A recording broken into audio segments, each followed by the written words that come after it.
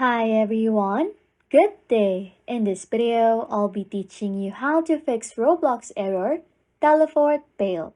Okay, first things first, keeping your games updated is crucial for a smooth Roblox experience. Outdated game versions can lead to compatibility issues, including the teleport failed error.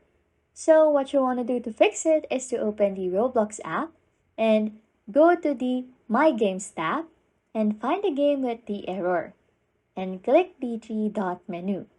Select Update if an update is available and wait for it to complete before trying to teleport again.